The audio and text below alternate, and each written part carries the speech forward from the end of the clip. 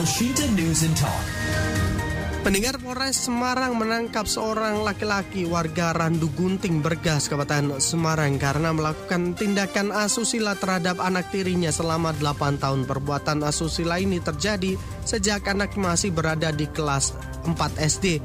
Kapolres Semarang AKBP Yovan Fatika mengatakan kasus ini terungkap setelah sang ibu kandung pulang dari Kalimantan dan melaporkan kepada kepolisian. Bagaimana upaya yang perlu dilakukan agar kejadian serupa tidak terjadi di kemudian hari? Kami akan jumpai Ketua Umum Komnas Perlindungan Anak Aris Merdeka Sirait. Elshinta News and Talk. Pak Aris, sebuah kasus yang sangat memprihatinkan. 8 tahun sejak kelas 4 SD, sang anak menjadi korban dari ayah tirinya ya. Dan tadi sempat ada pernyataan dari Kapolres Semarang AKBP Yovan Fatika, perilaku asusila tersebut dilakukan hampir setiap hari, Pak Aris. Bagaimana menanggapi kasus ini, Pak Aris? Ya, yang pertama tentu saya apresiasi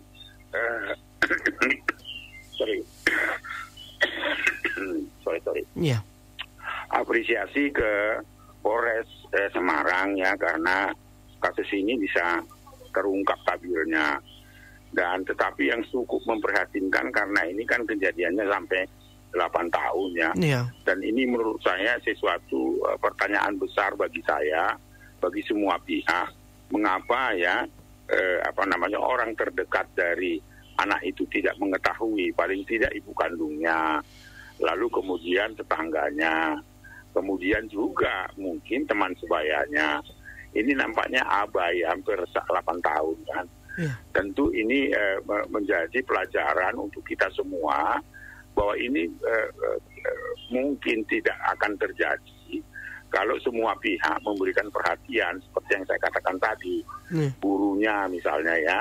Kenapa sampai 8 tahun? Itu kan berarti kalau usianya tadi mulai usia 8 tahun toh sampai ke 14 tahun dan sebagainya. Dan ya sekolah nggak mungkin tidak tahu perkembangan perubahan sikap-sikap dari perilaku korban.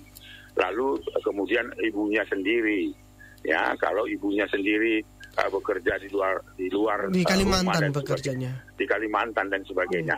Paling tidak kan tetangga dia pasti tahu ya, RT RW di sana. Perubahan-perubahan perilaku itu kan ditunjukkan oleh korban biasanya. Nah itu yang kita sayangkan. Oleh karena itu saya kira dari peristiwa ini, selain saya tadi mengatakan apresiasi kepada Polres Semarang karena mampu mengungkap tabir ini sehingga anak ini tidak terlampau lama menderita. Nah itu yang pertama. Nah kedua tentunya karena kelalaian dari orang-orang dewasa, orang-orang di sekitar anak itu, maka ini harus menjadi pelajaran dari kepala dusun, kepala kampung, ya komunitas di mana anak itu berada. Dan paling tidak mengetahui perubahan-perubahan perilaku. Itu gurunya misalnya kalau masih anak itu sekolah. Lalu yang berikut adalah bagaimana penegakan hukum terhadap ini, sekalipun dia ayah tiri atau ayah sambung, maka dia bisa ditambahkan 1/3 dari hukuman pidana yang maksimal 15 tahun itu. Jadi bisa dikenakan 20 tahun.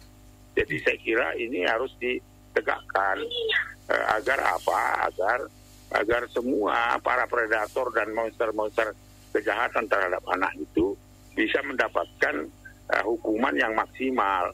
Nah, tapi yang terpenting adalah kehadiran masyarakat, komunitas di mana anak itu berada untuk memberikan perhatian yang serius terhadap perkembangan perilaku sosial dari anak-anak yang ada di sekitarnya. Oleh sebab itulah diintegrasikan dengan program desa, betapa pentingnya kehadiran negara untuk membangun sebuah gerakan perlindungan anak yang berbasis keluarga dan berbasis komunitas, Mas. Jadi ini saya kira yang harus dilakukan. Artinya jangka panjangnya ya. Kalau jangka pendeknya kan sudah ada penegakan hukum dan seterusnya, begitu. Ya. Sebenarnya apa yang salah dengan kondisi saat ini ketika terjadi muncul secara dominan pelaku kekerasan seksual terhadap anak malah justru orang-orang terdekat, terutama adalah keluarga inti. Apakah memang ada yang salah dalam hubungan antara anak dan ayah, anak dengan paman atau Pak D begitu, atau dengan keluarga terdekat lah? Sebenarnya apa yang salah sehingga muncul kasus ini, Pak Aris? Ya, saya kira karena anak ditempatkan itu adalah bukan anak yang harus dilindungi. Anak dianggap properti, anak dianggap hanya sebagai urusan domestik, dan anak tidak dianggap sebagai titipan dan anugerah Tuhan. Nah, itu yang terjadi sehingga pelecehan-pelecehan terhadap harkat kemanusiaan itu muncul di sekitar orang terdekat. Ya, itu yang menurut saya yang terjadi fenomena yang sekarang. Bagaimana orang tua kandung, orang tua sambung, ayah, kemudian kakek kandung, abang, sepupu itu tidak memikirkan apa yang akan menjadi dampaknya. Dia adalah sebagai pelaku yang justru merusak masa depan anak. Jadi ada perubahan-perubahan perilaku. Saya tidak hanya menyebutkan karena kemiskinan, karena ada pengaruh teknologi, tapi sebelum ada teknologi pun itu kekerasan terhadap anak itu mendominasi adalah kekerasan seksual itu. Tapi kalau melihat kasus hal yang semacam ini terjadi, apa yang bisa dilakukan untuk lingkup keluarga agar kasus semacam ini tidak terulang kembali, Pak Aris? Saya kira keluarga tidak bisa kita biarkan seperti apa yang terjadi sekarang. Itu kan karena pembiaran toh. Warga masyarakat, komunitas itu membiarkan keluarga ini sampai 8 tahun melakukan kejahatan seksual terhadap anak tirinya itu. Itu artinya apa? Ada evaluasi yang harus dilakukan. Tidak lagi kita biarkan, bahwa kita harus punya tanggung jawab memberikan perlindungan ekstra perhatian terhadap anak-anak di komunitas kita. Itu yang saya sebut namanya membangun gerakan perlindungan anak berbasis keluarga dan komunitas. Jadi antar sesama komunitas, antar sesama warga itu saling memberikan perhatian apa yang sedang terjadi, perubahan-perubahan apa yang terjadi dalam lingkungannya. Jangan cuek, karena selama ini dianggap itu sebagai urusan domestik. Kita tidak boleh mengintervensi urusan rumah tangga orang lain. Gak bisa sekarang. Karena apa? Undang-Undang Perlindungan Anak menyatakan bahwa bagi orang yang membiarkan dan tidak memberikan pertolongan bagi anak-anak yang mengalami atau terancam atau rentan terhadap kekerasan, lalu kita membiarkan, itu adalah tindak pidana, tidak bisa boleh dilakukan lagi. Nah, ketua RT, kepala dusun, kepala kampung, itu harus terlibat, tidak bisa lagi diam. Saya nggak bisa membayangkan 8 tahun anak ini mengalami kekerasan seksual, sekalipun itu dari orang tua sambungnya. Itu kan berarti masyarakat tidak peduli terhadap itu. Siapa bilang tidak tahu? Saya seperti yang saya katakan, gurunya kalau dia masih sekolah, teman sebayanya kalau dia masih terus berinteraksi dengan teman sebayanya, tetangganya, RT-nya, itu berarti kan RT-nya cuek, itu kan, kepala dusunnya cuek. Nah, itu yang menurut saya yang sangat memprihatinkan. Karena di setiap desa, di setiap kampung, ada komunitas masyarakat, ada ibu-ibu pengajian, ada Karang Taruna, ada Babinsa, ada macam-macam di situ. Tetapi kok nggak peduli, nah itu artinya bahwa ini harus dievaluasi. Menurut saya itu yang penting, bagaimana keterlibatan komunitas, keluarga di dalam melindungi anak-anak kita itu. Baik. Biasanya kan ketika terjadi kasus yang semacam ini disertai ancaman kepada korban untuk tidak melaporkan kepada siapapun. Jadi jalan satu-satunya untuk bisa mengungkap kasus ini adalah melihat ciri-ciri perubahan perilaku dari sang anak. Sebenarnya bagaimana melihat ciri-ciri perubahan perilaku anak yang menjadi korban kekerasan seksual ini, baik itu untuk diketahui oleh gurunya, tetangganya, atau siapapun itu, Pak Aris? Sangat gampang, karena terjadi perubahan-perubahan perilaku kan. Misalnya dia tidak pendiam jadi pendiam. Di sekolah misalnya, kalau dia punya nilai akademis yang baik,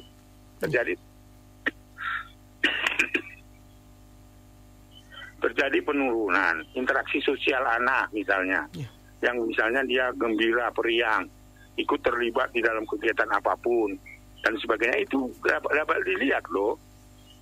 Kita aja yang kadang-kadang kita cuek karena kita menganggap itu bukan persoalan kita. Saya kira ciri-ciri itu ada ya. Misalnya kalau di rumah yang nggak pernah ngompol jadi ngompol, yang periang menjadi pendiam, ya kan?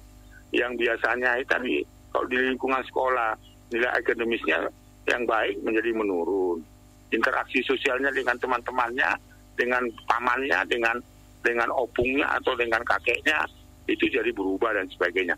Itu kan bisa dilihat. Gitu. Seringkali kita yang tidak peduli dengan hal-hal yang terjadi perubahan seperti itu, Mas. Begitu. Berarti ini mungkin juga permasalahan budaya ya, perihal terkait dengan permasalahan keluarga itu semacam menjadi tabu ataupun semacam menjadi aib jika diungkap di luar, sehingga masyarakat di luar pun nampaknya agak sungkan untuk bertanya terkait dengan perihal permasalahan dalam keluarga, Pak Aris. Enggak juga sebenarnya, karena itu tidak bisa dihubungkan dengan faktor budaya. Karena perubahan-perubahan perilaku itu otomatis kok ketika saya menderita, saya tertekan, ya kan, saya terintimidasi, itu otomatis sebenarnya gestur kita menunjukkan, memperagakan kepada orang yang yang bisa kita minta tolong. Anak itu juga cerdas kok, gitu. Anak itu cerdas. Cuma kadang orang dewasanya yang nggak cerdas gitu. Itu yang harus diperhatikan, perubahan-perubahan perilaku. Itu yang sangat penting, baik itu lingkungan terdekat sosial anak, orang tua, guru, tetangga, RT, siapapun lah begitu. Tetapi kalau untuk respon dari tetangganya begitu, katakanlah saya ingin menanyakan perihal apa yang terjadi di keluarga dari sang korban jika memang itu adalah tetangga saja. Tetapi saya merasa sungkan atau malu karena menganggap bahwa perihal rumah tangga atau perihal keluarga itu adalah urusan domestik dan tidak perlu dicampuri oleh orang lain. Ini kan berarti perihal budaya juga kan, Pak Aris? Saya kira itu perilaku sebenarnya. Perilaku jadi bukan budaya. Budaya kita kan saling menolong ya. Iya. Di adat timur kita kan saling menolong, saling memperhatikan. Itu kan budaya. Cuma persoalannya sekarang ini adalah perilaku kita sudah tidak mau mengelak. Kita anggap itu mengintervensi keluarga orang lain. Nggak bisa sekarang. Di masa sekarang nggak bisa lagi. Kita tentu ketika melihat ada anak yang membutuhkan pertolongan, maka kewajiban kita lah untuk memberikan pertolongan. Nggak ada faktor budayanya di situ. Justru faktor budaya kita tolong menolong, gotong royong kan. Iya.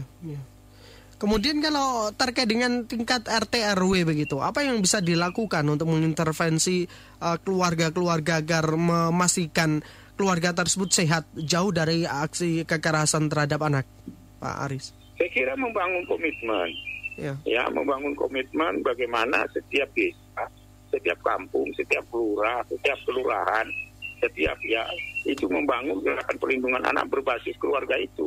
Jadi satu keluarga dengan keluarga saling memperhatikan, satu RT ke RT yang lain saling memperhatikan. Saya kira itu harus dibangun sekarang.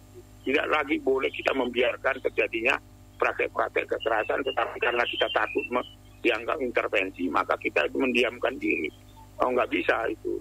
Saya kira itu yang harus dilakukan dalam waktu segera, saling bahu-bahu dan kasus-kasus anak harus kita tempatkan sebagai isu bersama atau istilah common issue ya, sehingga kita tidak bisa membiarkan satu tetangga, satu keluarga, satu yang lainnya saling mendiamkan dalam pelanggaran-pelanggaran hak anak ini, Mas. Tapi pemahaman perlindungan anak begitu, apakah sudah dimiliki oleh seluruh tingkatan RT RW kelurahan hingga terkecil begitu, Pak Aris?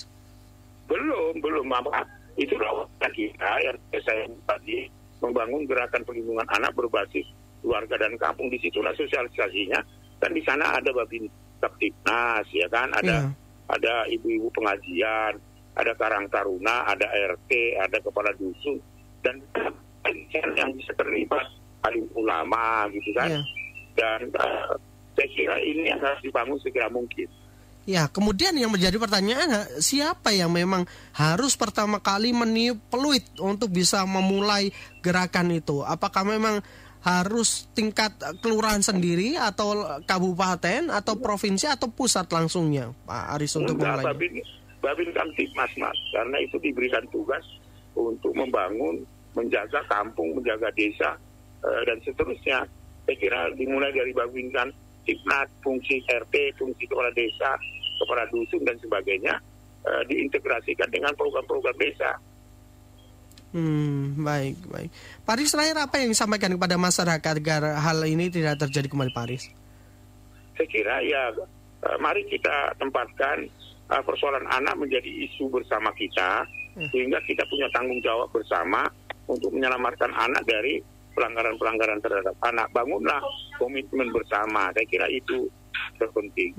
Kalau tidak kita bangun komitmen kita tidak membangun kesepakatan kita, itu tidak akan mungkin anak terlindungi. Ya, baik Pak Aris, terima kasih banyak atas waktunya. Selamat siang, sehat selalu Pak Aris. Sama-sama siang, yuk. Demikian mendengar Ketua Umum Komnas Perlindungan Anak Aris Mardika Sirait.